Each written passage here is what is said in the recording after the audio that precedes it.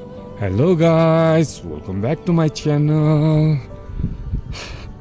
आज म धेरै दिनको बादमा यो भिडियो बनाइरहेको छु है। किन भन्दाखेरि आज गाडी पाइनँ त मैले र हिँडेर जाँदैछु म, त्यसै कारण यो भ्यूहरूलाई चाहिँ क्याप्चर गर्नु मन लाग्यो। त्यसै कारण है एकदम सन्नाटा छ यहाँनिर है। यहाँ एक दुईवटा घरहरू होमस्टेहरू छ है।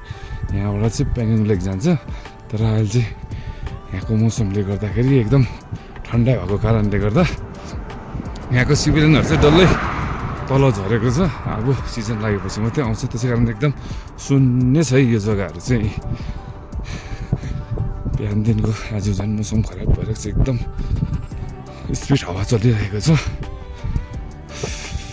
कमसेकम म पनि हिँडेको चाहिँ 8-9 किलोमिटर भइसक्यो, गाडी पनि पाइनँ। हामीलाई सिजन लागेपछि चाहिँ एकदम रमाइलाग्दो हुन्छ कि पुरा राइडरहरू आउँछ यतातिर, किन प्याकिङ लेक यही बाटो जान्छ नि त, त्यसै कारणले। तर अहिले चाहिँ एकदम सुनसान छ कि, अफ सिजन छ, मौसम एकदम खराब, माइनस टेम्परेचर चलिरहेको छ, त्यसै कारण यहाँनिर अहिले सब बन्द छ।